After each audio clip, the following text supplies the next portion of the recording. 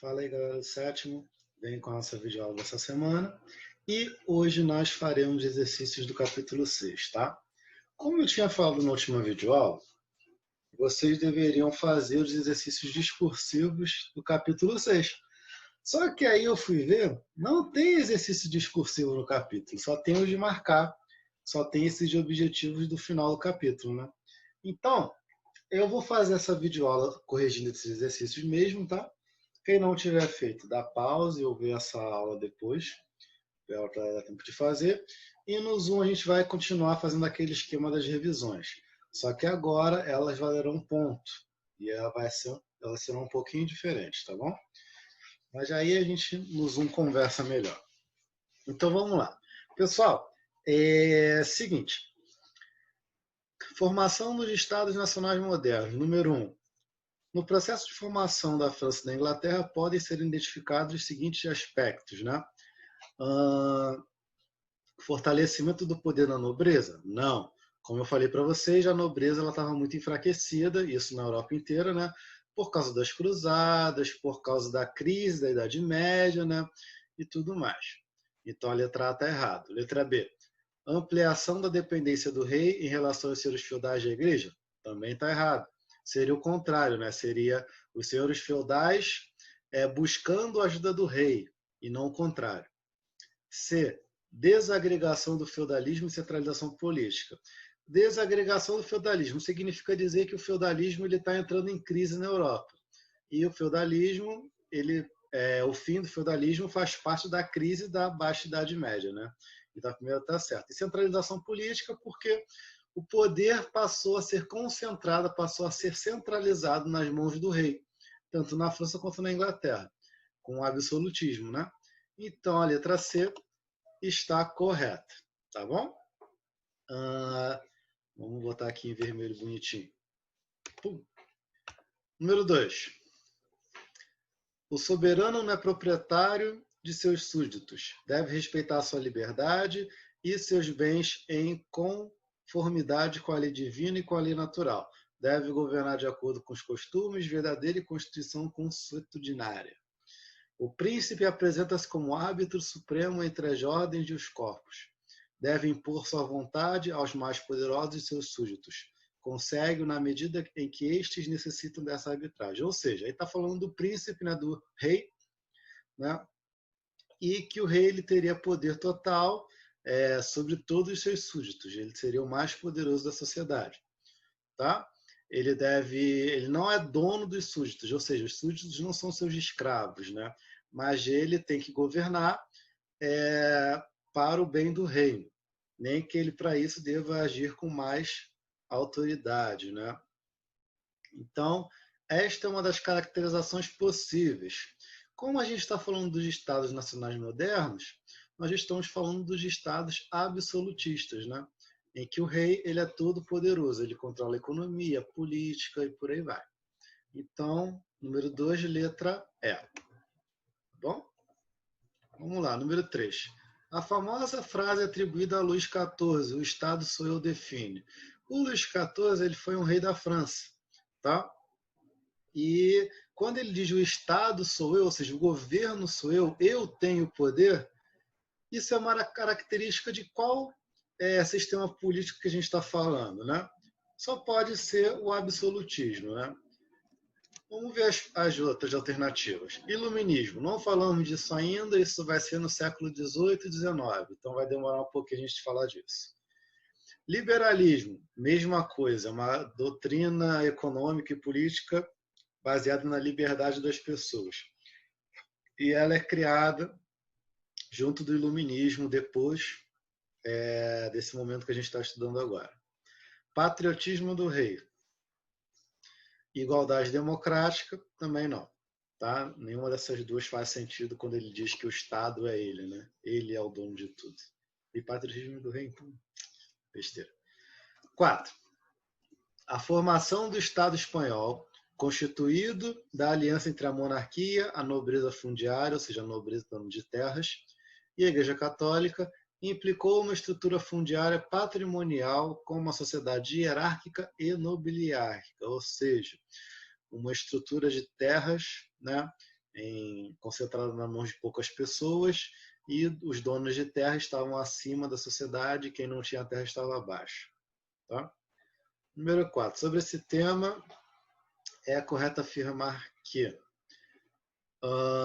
letra A fragilidade da burguesia foi superada com a formação do Estado. Não, a burguesia ela enriquece com a formação dos Estados nacionais. Como assim? Nós falamos lá atrás que a burguesia é uma das principais classes que vão financiar, ou seja, que vão dar dinheiro, né, emprestar dinheiro para os reis, para que eles consigam controlar o poder, né, controlar a economia, e a burguesia vai sair, vai ser beneficiada nesse processo. B. O Estado Nacional Espanhol deixou de lado os valores aristocráticos, ou seja, está dizendo que a monarquia espanhola deixou de lado os valores da nobreza. Está errado também, a nobreza ela pede ajuda do rei, né, em toda a Europa, né, na formação dos Estados nacionais. Inclusive aqui, ó, a gente está falando de uma nobreza dona de terras, que vai ser uma aliada da monarquia. C. A religião não teve importância na formação do Estado. Está errado. Lembra que a gente falou que a questão do cristianismo, do catolicismo é muito presente na formação da Espanha, né? Lá dos 4 reinos espanhóis que se uniram. Letra D, os reinos católicos. A monarquia espanhola católica foi resultado de uma aliança marcada pelo predomínio de valores aristocráticos. E a letra E, a nobreza fundiária não estava interessada na criação da monarquia espanhola. Eu estou trocando as palavras para ficar mais fácil de vocês entenderem, tá?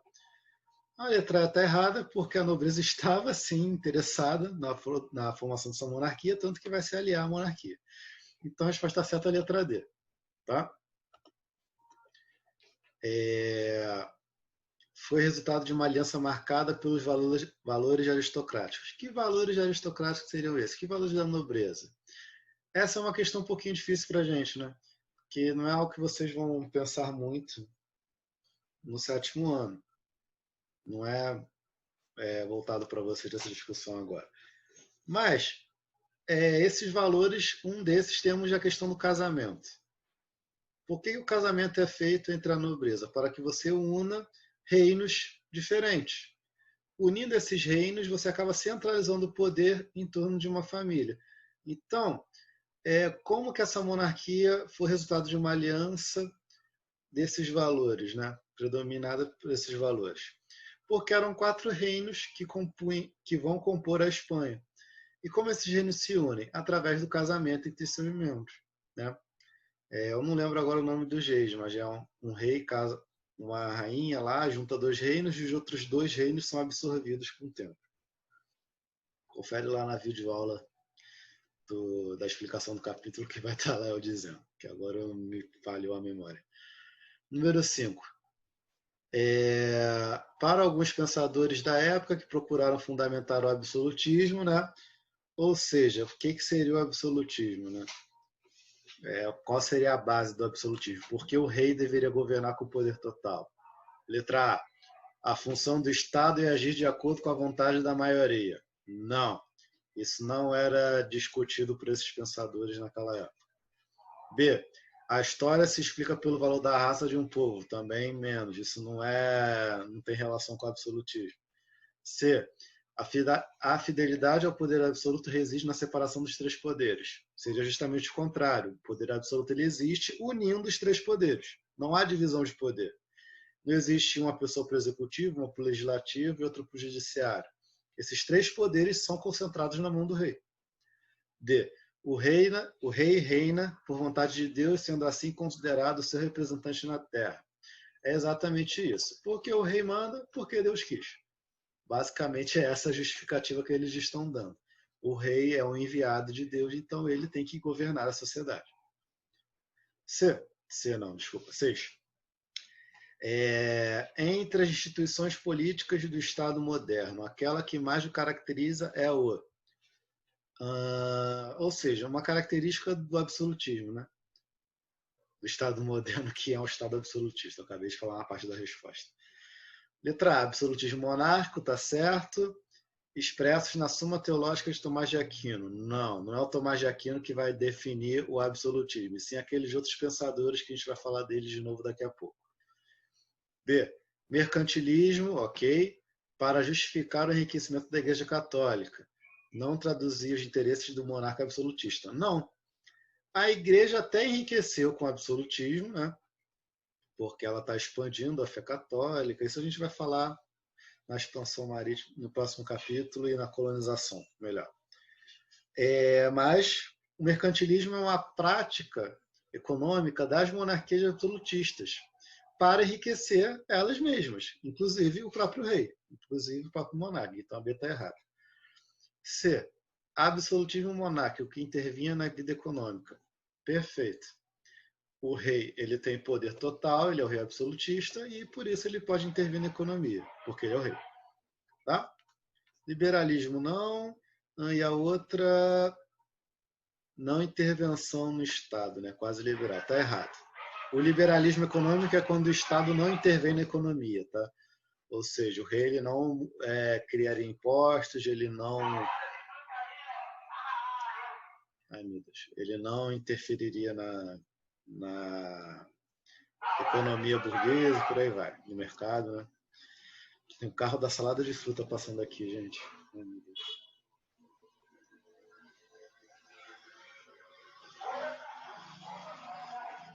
Vamos continuar, vamos. 7. A formação das monarquias nacionais absolutista na França e na Inglaterra esteve ligada à Guerra dos 100 Anos, né? Aquela guerra que a gente falou lá entre França e Inglaterra ao longo de várias décadas, né? Quais são as frases certas? Número 1. Os monarcas, tanto da Inglaterra quanto da França, tiveram sua autoridade fortalecida. Sim, se o absolutismo ele nasce nesses dois países por causa da guerra, é dizer que os reis, tanto da Inglaterra quanto da França, saíram fortalecidos porque eles agora são absolutistas. 2. As alianças entre a nobreza e a burguesia fortaleceram a centralização dos feudos. Não é a nobreza e a burguesia que se unem. A nobreza se une ao rei e a burguesia se une ao rei, mas a burguesia e a nobreza não vão se unir. Elas não são parceiras. Elas são parceiras do rei. Então a 2 está errada. Tá? 3. O poder dos nobres que exerciam autoridade nos feudos foi abalado. Sim. Lembra que no feudalismo o poder é descentralizado. Cada feudo tem a pessoa que manda nele mesmo. Cada senhor feudal, cada nobre do feudo manda no próprio feudo. E o rei manda apenas no seu próprio feudo. Só que com o absolutismo isso muda. Tá? Esses nobres enfraquecidos por causa da guerra, por causa das cruzadas de outros lugares na Europa, como na Espanha, entre outras questões, acabam procurando a ajuda do rei. Então, a número 7, a letra certa é a letra B. 1 e 3 corretas. Sim. 1 e 3 corretas. Número 8. Jacques Bossuet. Jacques Bossuet é aquele cara da teoria do direito divino dos reis, tá? Daquela desculpa que eu falei aqui, ó. O rei reina por vontade de Deus, no número 5. É esse o cara aí, é um dos pensadores da teoria do direito divino. O trono real não é o trono de um homem, mas o trono do próprio Deus. Os reis são deuses e participam de alguma maneira da independência divina. O rei vê de mais longe e de mais alto. Deve acreditar-se que ele vê melhor. Ou seja, é natural o rei ter todo o poder, né? Essas afirmações de Bossuet referem-se ao contexto. Vamos lá. Do século XII na França. A gente já pode matar algumas alternativas pela data. Século XII, Idade Média. Não é Idade Moderna, então a gente já tira daí. A letra A está errada. Letra B, século X. Mesma coisa, Idade Média ainda. Não estamos na Idade Média, estamos na Idade Moderna. Na Idade Média o rei não manda em tudo, só manda no próprio feudo. C, da Inglaterra do século XVIII, no qual foi desenvolvida a concepção iluminista de governo. Iluminismo é uma teoria que contesta o absolutismo. A gente ainda vai falar disso ano que vem, então a C está errada. D, na França, na qual se consolidavam as monarquias nacionais. E na Espanha, na união dos tronos de Aragão e Castelo. Tá. A certa é a letra D. Por quê? Porque essa teoria ela é criada para justificar o poder que os reis têm. Ou seja, para dar o motivo para por que aqueles reis têm esse poder concentrado.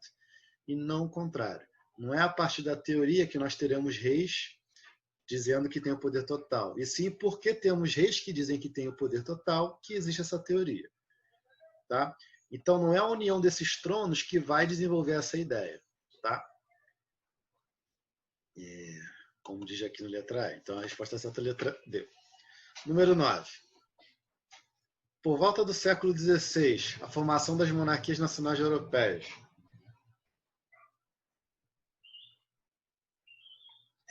Vamos lá. A demanda de protecionismo por parte da burguesia e a circulação de um ideário político absolutista. Letra A é a certa. Como assim? O que eu quero dizer com isso? Protecionismo significa você proteger a economia nacional. Se eu sou presidente do Brasil, por exemplo, e eu faço medidas protecionistas, são medidas que eu estou protegendo a economia do Brasil. Ou seja, eu estou impedindo que economias estrangeiras tenham muita influência aqui. Então, eu permito que a produção de mercadorias nacionais esteja fortalecida, né?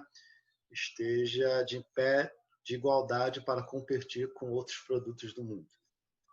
Então, aqui está dizendo que a burguesia queria proteção da monarquia, queria a proteção do rei para poder se desenvolver. E isso aconteceu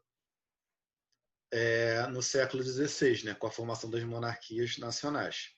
E a circulação de um ideário político absolutista, em que o rei ele deveria ter todo o poder, inclusive para interferir na economia. Então, 9, letra A. 10. Jacques Bossuet, de novo ele. Né? Com o lema, um rei, uma lei, uma fé. São características do absolutismo na França. O Bossuet é francês, né? Então claro que ele ia estar falando da França. Isso a gente poderia ter matado na outra questão também sobre isso. Só ir pelo sobrenome, Bossuet. Jacques Bossuet. Né? Vamos lá, número 1. A concentração de mecanismos de governo nas mãos do rei. Isso existe no absolutismo, correto? 2. A identificação entre nação e coroa, ou seja, é algo como se a gente dissesse o Estado sou eu, como disse o rei Luís XIV, em que o governo é o próprio rei e o rei é o próprio governo. A nação, o poder e a coroa que é o rei. 4. A influência do racionalismo iluminista. Não. Tem várias questões sobre o iluminismo aqui, a gente ainda nem falou sobre isso. Esse livro está maluco. 8. A criação de exército nacional permanente. Ou seja, cada monarquia nacional tem um exército preparado para fazer guerra quando precisar. Isso acontece. Tá bom? Tanto que teremos vários conflitos entre as monarquias absolutistas, né, que vão utilizar de seus poderosos exércitos. 16. A ampla liberdade de expressão e de fé. Não, isso aí é uma ideia muito recente na humanidade. Isso não existe nesse momento ainda não. Então, 8 mais 2 mais 1. Resposta certa, 11. Vamos lá. Número 11.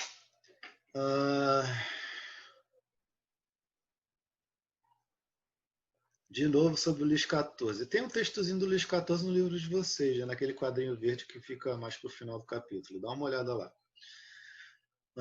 L'État c'est moi. O Estado sou eu. L'État c'est moi. Será como é que fala isso? O Estado sou eu. Como definição da natureza do absolutismo monárquico. Significava. O que significa dizer o Estado sou eu? Né? A unidade do poder estatal, civil e religioso, certo, com a criação de uma igreja francesa, errado. A superioridade do príncipe em relação às classes sociais, certo, reduzindo a um lugar humilde a burguesia enriquecida, errado. A burguesia ela vai ter cada vez maior papel de destaque. C. A submissão da nobreza pela eliminação de todos os seus privilégios, errado. A nobreza fica submissa ao rei, mas ela mantém seus privilégios, já que ela é protegida do rei. D. a centralização do poder real e absoluto do monarca na sua pessoa, sem quaisquer limites institucionais reconhecidos. Ou seja, o rei é que manda, o rei tem todo o poder, só aceita. Aceita que dói menos. Então, letra D. Ai, meu Deus, já apagou. Letra E. O desejo rege de garantir ao Estado um papel de juiz imparcial no conflito entre aristocracia e campesino. Não, tá tudo errado isso aí. Ó. Principalmente a partir do século XVI, vários autores passaram a desenvolver teorias, justificando o poder real.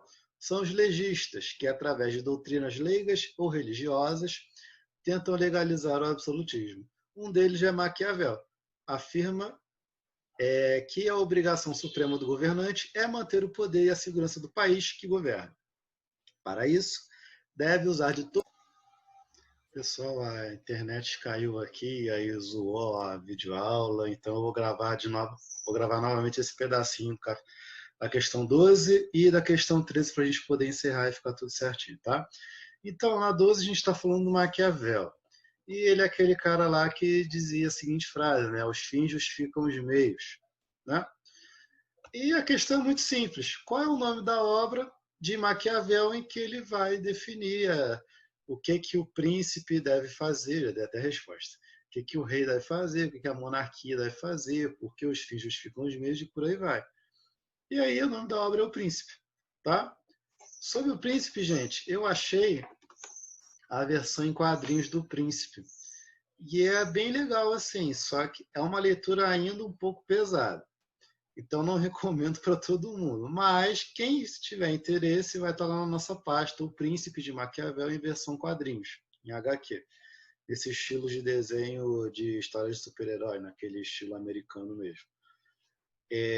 São umas 40 páginas assim, do Maquiavel falando sobre o príncipe. E ilustrando os seus pensamentos e tal. É bem interessante, mas não é uma linguagem tão fácil, apesar de ser quadrinhos, tá? 13. O absolutismo como forma de governo esteve presente na Península Ibérica, na França e na Inglaterra, tendo impactado e influenciado as maiores economias de seu tempo. Seus pensadores mais conhecidos e suas teorias foram... Nós falamos de 3, né?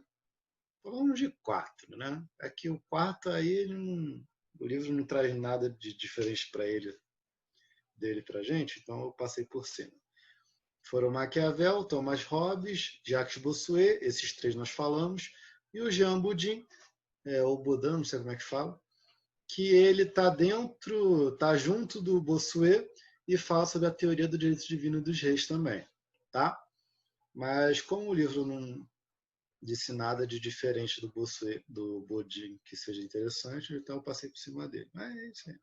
Tá? E foram esses 4, né? Todas as opções falam sobre eles, vamos ver o que fala sobre o que corretamente. Na letra A, defenderam que o rei era um representante divino. Ok. Thomas Hobbes, teoria do contrato. Lembra que o Thomas Hobbes ele dizia que que o homem é o lobo do homem. Então, se o ser humano não tiver alguém governando ele da forma correta, ele mesmo vai se autodestruir. Então, é a ideia do contrato, né? O ser humano cede seus direitos para a monarquia e a monarquia certifica de que o homem não vá se autodestruir em sociedade. E o Maquiavel, em que o indivíduo estava subordinado ao Estado. Como isso, o que significa? Que o rei ele manda, ele é o Estado e o indivíduo tem que estar subordinado, porque o rei seria o mais bem preparado para governar. Nas outras opções, nós temos a mistura sobre essas ideias, né? Então, resta mesmo a letra A. Tá bom? Então, a gente fica por aqui. Esses são os exercícios do capítulo 6. Não sei por que não tinham outros de escrever, mas a gente vê isso depois. E no Zoom amanhã, quarta-feira, só essa semana a gente trocou, tá, gente? Eu troquei com a Laranja. A gente vai voltar para aquelas revisões no Google Drive. E elas agora valerão um ponto, tá bom? Então, todos devem fazer. Tá? Então, basicamente é isso, galera. Ficamos por aqui. Tchau, tchau.